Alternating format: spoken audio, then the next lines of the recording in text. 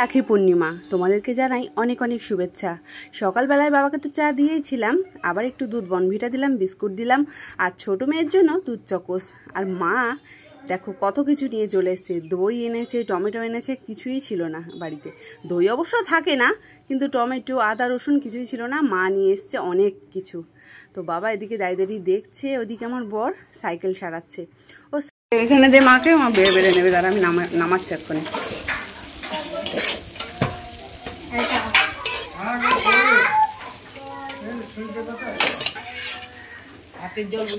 হ্যাঁ, ভাতের জলটা বসিয়ে দেবো আমি। ভাতের জল বসিয়ে দিয়ে টিফিনটা সেরে নিলাম, দারুণ হয়েছিল।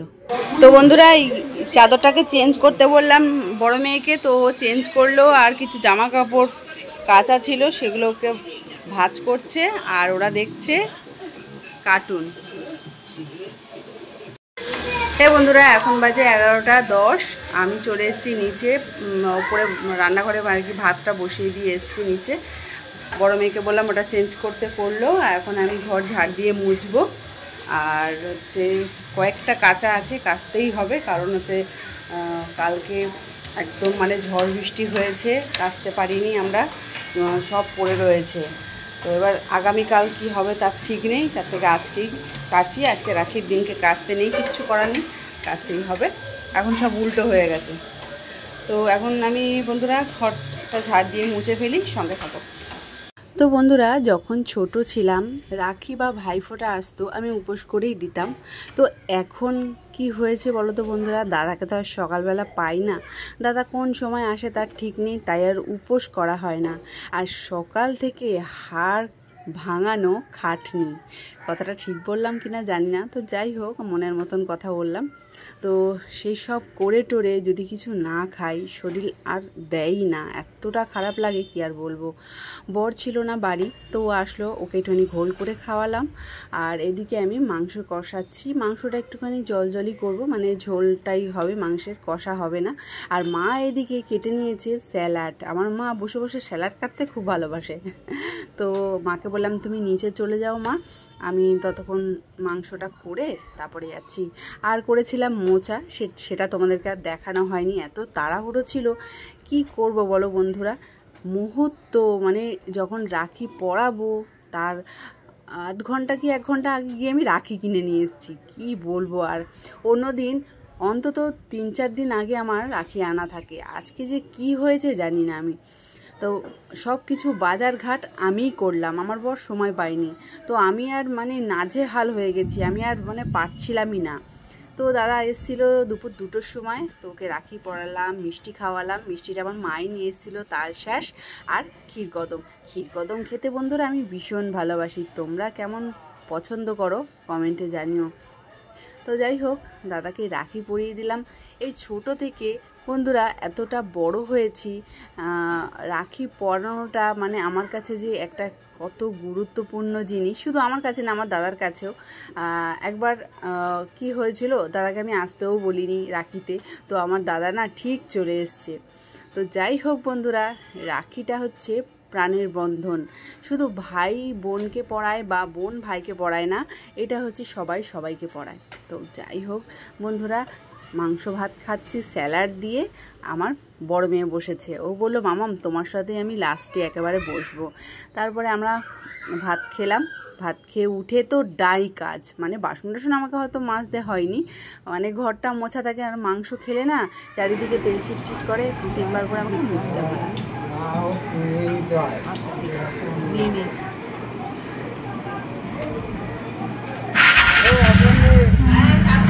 সোনামণিকে নিয়ে আসবা।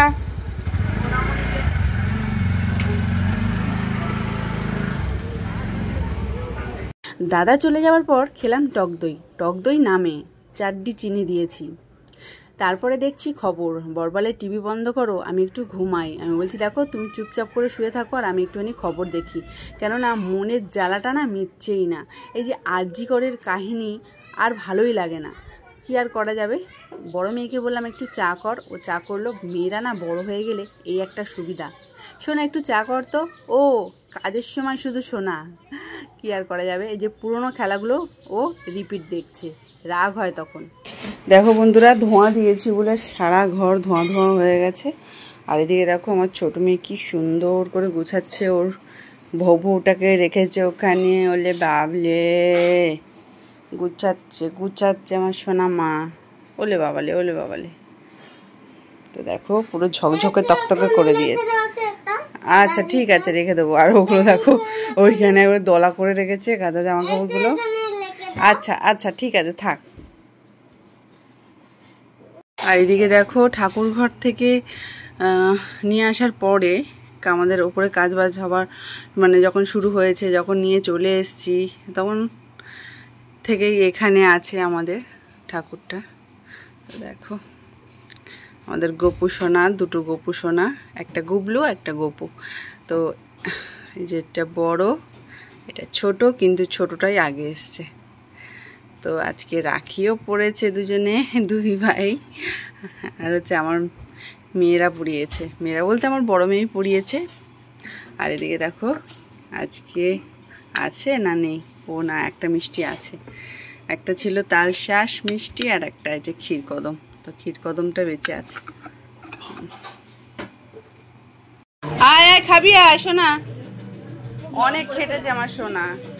ঠিক আছে, ভালো হয়েছে, নরমই খাওয়া ভালো। নে চল তোরা খেয়ে নে সন্ধ্যেবেলার টিফিন। এখন 7টা বেজে গেছে, বাজিনি এখনো।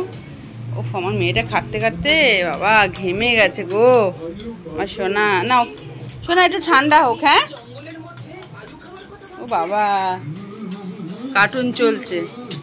বন্ধুরা দেখো এখন 8টা 10 বাজে, আর আমার ছোট মেয়ে করছে ড্রয়িং।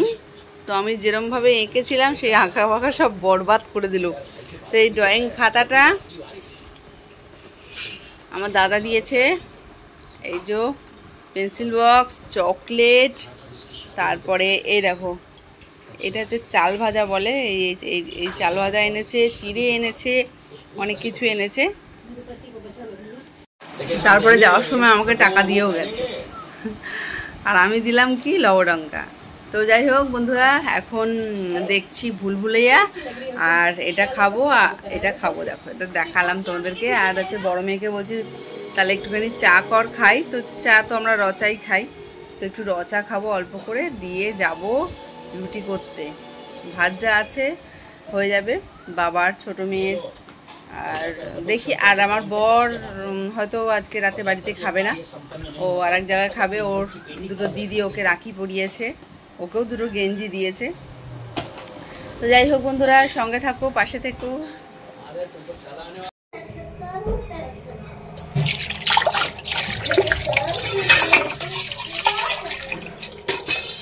তো বন্ধুরা ভাত বসিয়ে দিয়ে আসলাম, এবার চায়ের বাসনগুলো সব ধুয়ে ফেলি। তো দেখো ভাত কিসে বসিয়েছি তাও দেখাচ্ছি। সন্ধ্যের থেকে 9টা অবধি যে কতবার চা খাওয়া হয় তার ঠিক নেই, আর কতবার যে বাসন মাজে তারও ঠিক নেই, তাও একবার তোমাদেরকে দেখালাম। আর এই দিকে দেখো বন্ধুরা, দুপুরবেলা যা তরকারি করেছিলাম সেগুলোই আর কি গরম করে রেখেছি। আর ইন্ডাকশানে করেছিলাম ভাত, কারণ বর বাড়িতে খাবে না, আর মা খায় রুটি। তো মায়ের জন্য 3-4টে রুটিও আছে, এটা পরে গরম করব। আগে আমার দাদার আনা একটু ফুটি খেয়ে নিই, মেয়েরা অনবরত ফুটি খাচ্ছে, অনবরত। তাই আমি তারপরে ছোটো মেয়েকে খাওয়াতে হবে, ছোটো মেয়েকে খাওয়ালে 1 ঘন্টা ধরে খাওয়াতে হয়। তো বন্ধুরা বেজে গেছে 11টার বেশি। তো দেখো ঘড়িটা তোমাদেরকে দেখাচ্ছি কটা বাজে। দেখো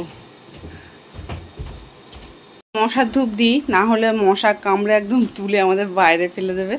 তো মশার ধূপ জ্বালালাম এই সবে। আর এখন নীলুকে পাড়াবো ঘুম। সবার খাওয়া দাওয়া কমপ্লিট হয়ে গেছে, কিন্তু আমি খাইনি। কারণ আছে বন্ধুরা, খাইনি এটাই কারণ, আমার বর কোনো জায়গায় যদি নেমন্তন্ন থাকে তাহলে না ওখানে তেমন খায়ই না, 2-3 গাল খাই উঠে চলে আসে। বাড়িতে এসে বলে খিদে পেয়েছে। তো যদি বলে যে খিদে পেয়েছে তখন তাহলে মাখবো, একসাথে খাবো। তো দেখি কি করে। আমি আগে মেয়েটাকে ঘুম পাড়িয়ে নিয়ে দেখো অকাজ করছে। দেখছো বন্ধুরা দেয়ালগুলোর কি অবস্থা আমাদের, আর বলো না। এই দে অসভ্যতামি করিস না কিন্তু নীলু। তো মা বাবা আর বড় মেয়ে ঘুমিয়ে পড়েছে, এখন ছোটোটাকে ঘুম পাড়াই। আর এখানেই তোমাদেরকে টাটা বলছি বন্ধুরা, পাশে থেকো। শুভরাত্রি, টাটা। আবার একটা নতুন ভিডিওর সাথে তোমাদের সামনে চলে আসবো।